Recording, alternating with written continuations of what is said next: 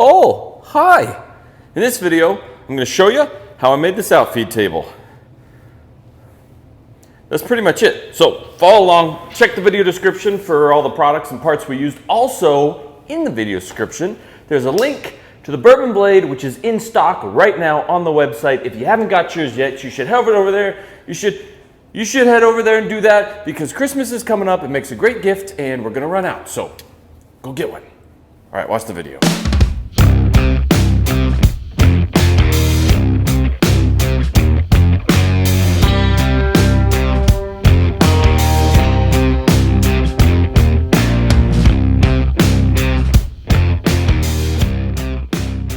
The shop might look a little different than you remember it last time because we got some new tools set up. We got some cool things from Powermatic, a new table saw set up, we got the bandsaw, the drill press, and everything is starting to look pretty good. Ooh. Oh. There's just one slight problem. This table saw needs an outfeed table. Now, I've built many an outfeed table in my life, and the last one I built was ginormous because I had a big shop. But this is not a big shop, it's a medium-sized shop, so we're going to have to build a medium-sized outfeed table. And I'm well aware that space is limited, so I wanted to design a table that would be multifunctional, not just one big giant square. Giant square, that's what they used to call me in middle school. Anyways, I grabbed a snack, got on my computer, and I designed this. Now, I know it doesn't look that wonderful on the SketchUp file, but my idea is simple. Instead of one outfeed table, I do two separate tables. One of them will permanently stay next to the table saw, and the other one will be on casters so I can wheel it around, have it for a larger outfeed table if I want, or move it for just a separate work surface if that's what I need. So I went to the store and I bought some wood. Now I'm going to construct this table out of a combination of solid white maple and birch plywood.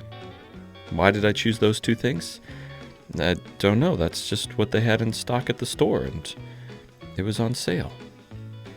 Now I don't want this thing to be flimsy. I want to be able to jump on it, dive on it, slide across it. So I'm going to make the legs out of solid maple and I'm going to glue up two pieces of 8/4, then plane and mill it down until they're 3.5 inches by 3.5 inches.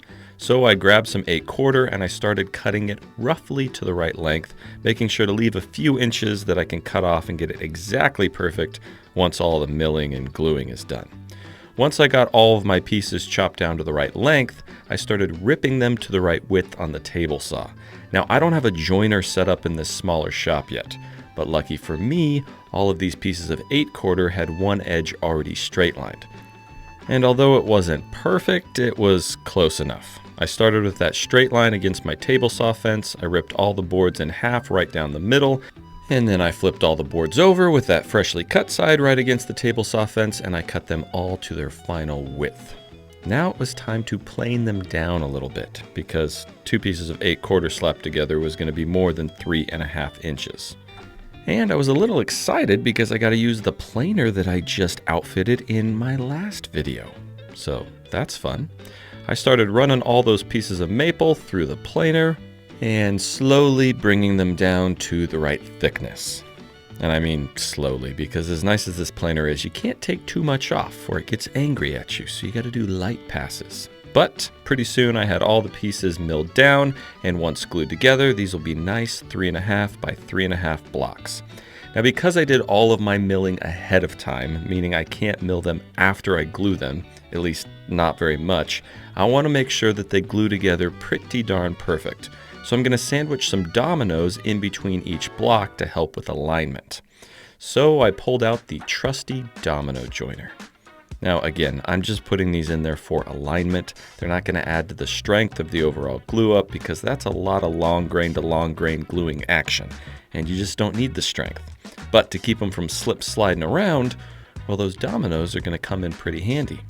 So I mortised a few holes, roughly in the center of each board. I just added one domino on each end. I figured that would be good enough. And then I added just a light amount of glue. A lot of people want to just fill the entire center of this kind of glue up with glue, and you just don't need it. Less sometimes is more. and more is sometimes less. And I mean less cleanup because you don't have all that squeeze out all over the place. Once I got them hooked together with those dominoes, I threw on some clamps, and then I rinsed and repeated until I had not 4, but 8 solid pieces of maple all glued up that will eventually become my legs. I let these sit to do their thing overnight. Not that they needed that much time, it just happened to be the end of the day. And I came out the next morning, took them all out of clamps, and it was time to whip them into shape. I don't mean literally whip them, that wouldn't do a lot. I'm gonna just send them through the planer one more time, take just a 32nd of an inch off to get rid of that glue, and then it was over to the miter saw to cut them to their final length. And now they are really starting to look like nice maple legs. I just have to build the rest of the table structure. And for that, I'm using, again, maple, but this time 3/4, or in this case, 13/16, because you ask for 3/4, they actually give you 13/16 because they expect you're going to mill it a little bit. So I took these boards over to the table saw. They also had a straight line on one edge, and I ripped them all down to 3.5 inches wide because, well, it matches the legs, and I thought it would look nice. Then I got back on my computer to figure out all my measurements for my various parts and pieces for all the stretchers and supports. Then back over to the miter saw to cut all of those pieces to length.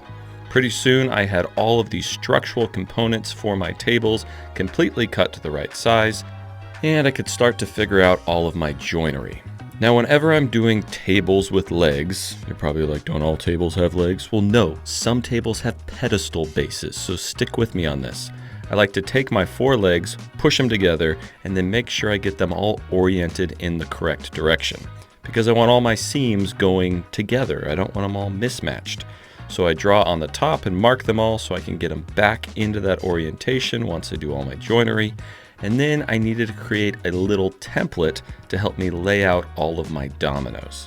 Now, all of the stretchers and all of the legs on all of the various tables are going to be hooked together at the exact same location, which means I can make this one template with my marks on there for my dominoes, stick it on the end of my leg, and then just transfer those marks onto each leg, and I know exactly where to mortise out with my domino joiner, and I don't have to keep all of the pieces in a certain order because they're all identical. So if I grab the wrong piece and hook it onto the wrong leg, it doesn't matter because they're all the same. When it comes to hooking these stretcher pieces into the leg, I wanted to make sure that I inset them exactly 3/4 of an inch from the back of the leg. That's not going to make a lot of sense right now, but it will here in a little bit. So just stick with me on that. So I used a 3/4 inch setup block in from the outside of the leg. And then I used 3/8 of an inch setup blocks to find the dead center of my stretcher piece. But that stretcher piece is actually 13/16, so I used 3/8 plus 1/32, and that got me the dead center of the piece. Hopefully that wasn't confusing. Next, I had to set up my domino joiner so I could hit that dead center of the stretcher piece so that when I hooked the dominoes into the stretcher and I put them into the leg, I still had that 3/4 of an inch gap on the back side of the leg. Again, that's a lot of numbers, and this might not make any sense, but it will later on in the video, so just hang tight. I had to add mortises at the top of the leg and also towards the bottom because there's stretchers on the top and the bottom. So I zip zap zooped with the domino joiner, and pretty soon all of my legs were mortised out. Then I used that exact same template that I used to mark on the legs, and I used it to mark out where I needed to add dominoes on all of these stretcher pieces. So I marked here, and I marked there, and I gotta level with you, I pretty much marked everywhere. Over and over and over again, because there were a lot of stretcher pieces. Once I had them all marked though, then I got the thrill of mortising all of them out, twice, on each side. Once all of my pieces were mortised out, I wanted to make the legs a little fancier before I hooked everything together. So I grabbed this chamfering bit from Bits and Bits, there is a link in the video description, and I added a nice little chamfer to all the corners of my legs. Then I always like to pre-sand everything before I glue it up because it's just way easier. So I sanded everything thoroughly. Where the heck was Craig? I don't know. Then I added glue and dominoes, and I started hooking all of my various parts and pieces together. I'm going to do this as a 2-stage glue up, meaning I'm going to glue together my end cap kind of sections of the table base. Once those dry, then I'll glue the longer sections on. That'll just make it less crazy to try and do all of it at once. Glue ups are always stressful as it is, and there's no reason to make them harder than they need to be. So, a little glue, a little tap tap taparoo with the hammer, and pretty soon I had all of my little end sections of my 2 outfeed tables glued up and in clamps. I let these sit a good 40 minutes, trying to be as patient as I could before I pulled them out of clamps, and it was time to do the second phase of our glue up, which was our longer stretcher pieces. Now this required a lot more dominoes and a lot more glue at one time, so I enlisted Craig to come help me so that we could move fast, and in no time we had all of our pieces put together and our end caps slapped in place, and we had one of our 2 tables glued up. Once we had it all hooked up, we just laid it down on the floor, added some longer pipe clamps this time, and it was starting to look like an actual table. With Craig's help, I got the second table glued up as well, and while I waited for the glue to dry, I decided to start cutting all of my plywood panels to make them look more, shoppy, organizational, pretty. Insert adjective. Anyways, I ripped all the plywood down on the table saw, then I cut it to the final length using the track saw, being very careful not to cut into my brand new table saw. That would be bad for the saw as well as bad for the blade. I ripped the smaller sections down on the table saw, and then when I had all of my pieces cut, I added some pocket holes to the sides of each panel. You might be thinking, pocket holes? Really? Well, this is shop furniture, so we're going to do things a little bit different to make sure that it goes quick and easy, but it's still going to look nice. I'll show you what these pocket holes are for in just a second. Once I added the pocket holes to the smaller panels, I added pocket holes to the sides of the larger panels as well, and we were ready to hook the panels into place. So I took the clamps off of our tables. It had been a good 30 minutes at this point, so that glue's gotta be dry. And I started inserting my panels. Now, if this was a fine piece of furniture, I probably would have made these panels float in between the legs and those upper rails and stiles so that it looked really nice on the inside as well as on the outside. But because I set those stretcher pieces in from the leg 3/4 of an inch, it gave us this perfect spot to set our 3/4 inch plywood and make everything flush on the inside of the table, which is going to be really handy when it comes to installing our drawer slides because we're not going to have to fur out the edges to install those slides. Once I screwed in the top and bottom of the panel just with some screws right into the stretcher, I used those pocket holes that I drilled to screw in the side of the panel directly into the leg, locking everything into the place, and from the outside, it really just looks like a floating panel. Nobody's ever going to know we just slapped some screws in there. With my panels secure in my first table, I pushed it aside and it was time to do the exact same thing to table number 2. Although these panels are going to be oriented in a slightly different manner. On the first table, the ends are open so that I can install drawers that are accessible on either side of the table saw. However, on this second table, the front is going to be open so that that will all be drawers, so that when the 2 tables are pushed together, you're not covering up any of your drawer storage. See, despite what you might think, I actually do have a plan sometimes. Once I had all the panels in the second table, it was time to start figuring out how to install our bottom panel. For this, I'm just going to go super simple. I started out by taking measurements off of each individual table to get the correct internal lengths. Then I cut down some scrap pieces of plywood that were exactly 3/4 of an inch shorter in width than my stretcher pieces. So my stretcher pieces are 3.5 inches, and these pieces are 2 3/4. And you might be asking, why? But why? Why? Well, I'll show you here in just a second. Essentially, we're creating a nice lip around the entire bottom of the table that we can then recess our bottom panel down into. It'll sit on top of that lip, and it'll still sit flush with the top of that stretcher. So I just went around the whole thing, cutting all the pieces to the right size and screwing them in place. Once I had all those done, I flipped the entire thing over, and then I was hungry. Oh, hey! This video is sponsored by Chomps. I love Chomps. I've been eating them for a long time because working out in the shop, you can't always stop and go eat a big lunch. But I need protein. These are zero sugar. They're packed with like 10 to 12 grams of protein per stick, and they're easy to grab. Watch this. Look how easy that was. I keep them literally just all over my shop. Like right here. Why won't this work? Oh, Chomps.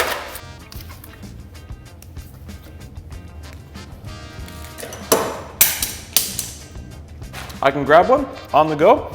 If I'm going out to a job site, I throw some in my truck, take them with me. My favorite one is these Italian style beef sticks. They're delicious. I also love the jalapeno ones. I don't know, do you guys like jalapenos? Let me know in the comment section if you like Chomps. What's your favorite flavor? Because maybe there's a flavor I haven't tried yet.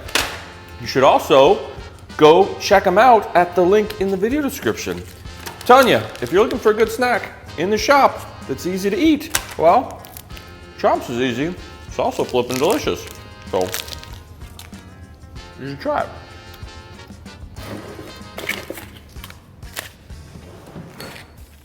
With that nice lip created around the perimeter of the bottom of our table, we now had the perfect surface to drop in that bottom panel. So I cut a panel to fit, dropped it in there, and then I just sent some screws right through the top of the panel into those lip pieces. I mean, again, this is shop furniture, so we're building it different. Don't hold me to this style of building for everything. I feel like the fun thing about shop furniture is you can get away with a lot more just slapping stuff together. But we still want it to look nice, so I made sure to keep all of the screws on the inside where you're not going to see them. So for this middle panel, I just hooked it in with more pocket holes. Once I had that table done, I pushed it aside, and then it was time to do the exact same thing to the bottom of the other table. But I won't make you watch that whole process because you already saw that once. Another thing I wanted to do before these tables got too heavy and it was hard to flip them over was add some self-leveling feet to the bottom of each leg. I did this because you're never going to hit that height perfect when you're trying to match your table saw. So I always make my outfeed tables a little bit shorter than they need to be, and then I can raise them to exactly the right height with these self-leveling feet.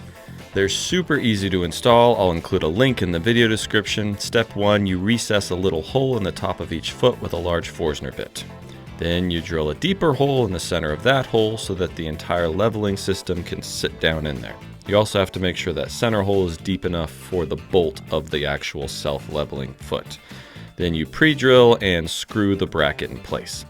Then you take your leveling foot and you just thread it into the bracket all the way down, and boom goes the dynamite. You have your self-leveling foot installed.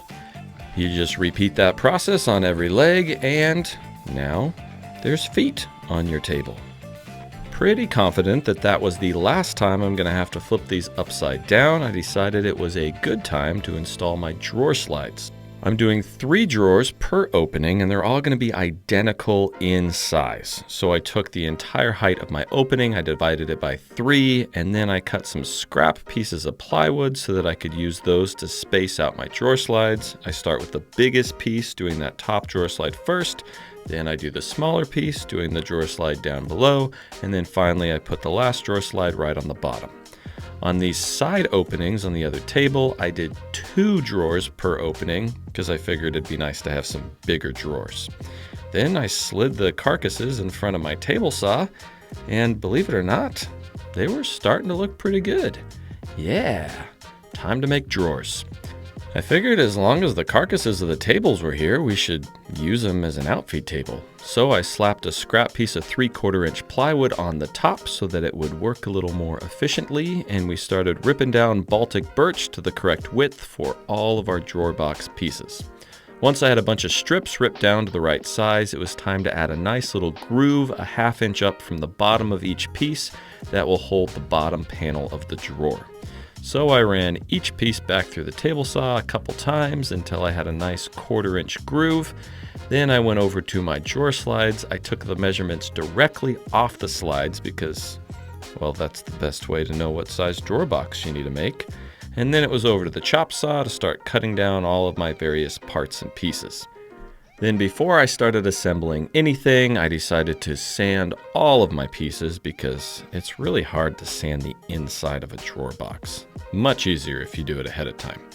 And then it was time to start assembling drawers. For this, I'm just doing it the old quick and easy glue and nail method, which, if you couldn't figure out what that means by that description, you add some glue and then you add some nails. And believe it or not, this makes some pretty darn strong drawers. I'm using Bloom undermount drawer slides for all the drawers, which means I had to install the Bloom orange clippy things on the bottom of each drawer and drill the little hole in the back of the drawer. If you don't know what I'm talking about, I have multiple videos at this point on how to construct drawers, so you can go find one of those on my main channel. With my drawer boxes built, I started clipping them all into place. This is always the most satisfying part of any build that involves drawers because you go from an empty box to a lot of storage really quick. And there's just something really nice about that. Now these tables still need a top, and I'm sure you've been wondering, what are you going to do for the top? And I'm glad you asked because that's what we're doing next. Now in the past, I have used laminate for the top of my work tables because it's really smooth, glue doesn't stick to it, and it's awesome. But that's when I found out that Formica, where I usually get my laminate, also sells this solid surface product. It's called Formica Compact. It's essentially a phenolic top. It's the same stuff that would be on a stock router table that you'd buy at the store. It's super dense, it's crazy strong, it comes in a zillion different colors, and you can cut it on your table saw and shape it just like wood. But you might need a friend because, did I mention it's also ridiculously heavy? So we hauled a sheet over to the shop and we started ripping down pieces on the table saw to the correct size for our tabletops. Once we had them cut to the correct width, which was pretty fun because I always cut wood on my table saw, so every once in a while it's nice to cut something a little different. Then I pulled out the track saw and we cut them all to the correct length. At this point, all the corners and edges were pretty sharp and pokey, so I decided to round them all over and soften them a little bit. So I got this sweet compression bit, also from Bits and Bits, I'll include a link in the video description, and this little round over corner template I bought on Amazon. I'll include a link in the video description. And I rounded over all the corners, and then I grabbed a round over bit, just like an 1/8 inch, and I added a nice little round over to the top edge of both of my pieces. And then I wasn't ready to put them on the top yet, but I just couldn't help myself because I knew it was going to look really cool. So I grabbed both of the pieces and I slid them in place, just so I could get, a first look of kind of what the table was gonna feel like. And I mean, you gotta admit, that looks pretty fresh and pretty clean, and all I did was grab a sheet of Formica Compact and cut it to the right size. Pretty cool stuff. Now you might be asking, how are you going to attach the tops to the tables? Well, I'm glad you asked that. For that, I'm going to use the Z-clip fasteners.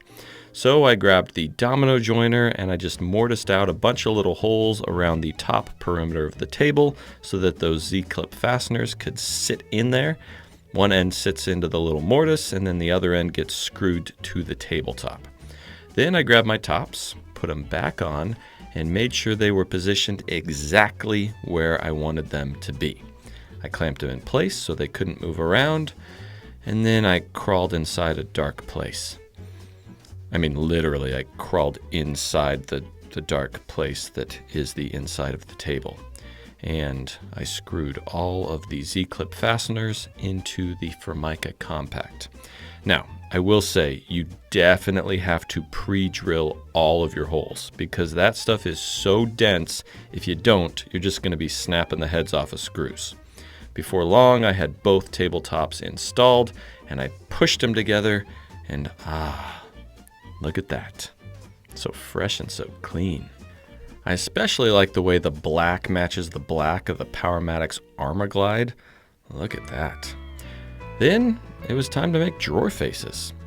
For the drawer faces, I'm just going to cut down some more 1/2-inch Baltic birch. So I took all my measurements off of my boxes and I started ripping down some 1/2-inch birch to the correct widths and lengths and all that stuff. Once I had them all to the right size, I gave everything a nice once-over with the sanders so it was smooth and, less splintery. And then it's always easier to work on a flat surface than on a vertical surface. So before I mounted all the drawer faces, I marked out where all of my hardware needed to be screwed on using this cool jig from True Position Tools. I will also include a link in the video description. Then I used the classic playing card method to make sure all my reveals were right on the drawer faces. I used a little double-sided tape to stick the drawer faces to the drawer box. And then I permanently secured the faces with some screws from the inside of the drawer box. Next, using those pre-marked markings, that's how you say that, I added all that black hardware onto the front of each drawer.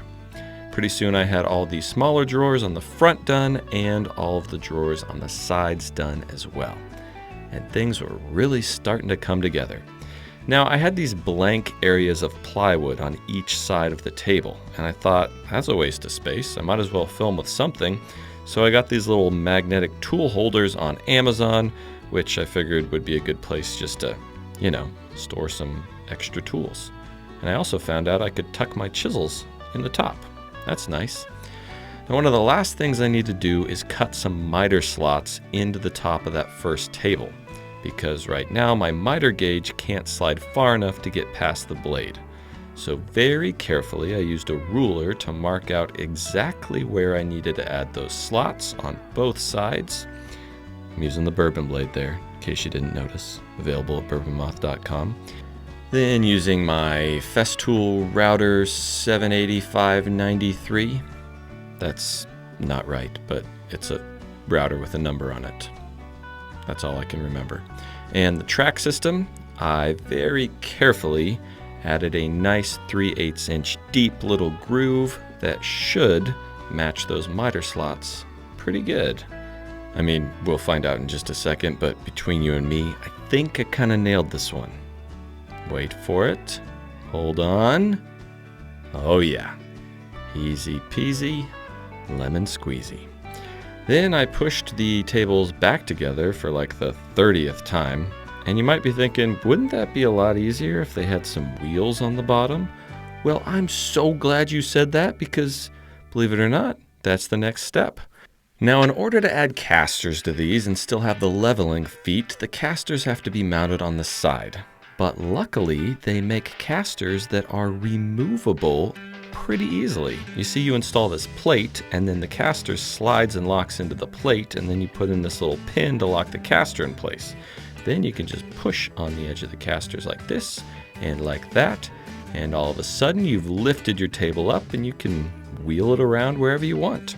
So I can leave the one table there at the end of the saw, still have somewhat of an outfeed table, and then I can move this around to have a work surface wherever I want it. Or I can lounge seductively on top of it and stare at the camera. But no, we're not going to do that. So I wheeled it back into place for like the 100th time, and then I installed these little metal latches on either end, just to ensure that it's not going to, be pushed out of place when you're running material across it. And with that, I'm pretty sure these outfeed tables are done. All in all, this was a pretty simple project. It literally took me about 3.5 days to construct and build both tables, and I think they look pretty darn good in the space. I know some people might say it's overkill for shop furniture, but here's my theory on this. You spend a lot of time in your shop. You might as well make it look as nice as possible. And in case you were wondering, this is how easy it is to remove those casters. You just pull the pin, pop them off, and then they're not going to be a trip hazard when you're walking around your shop.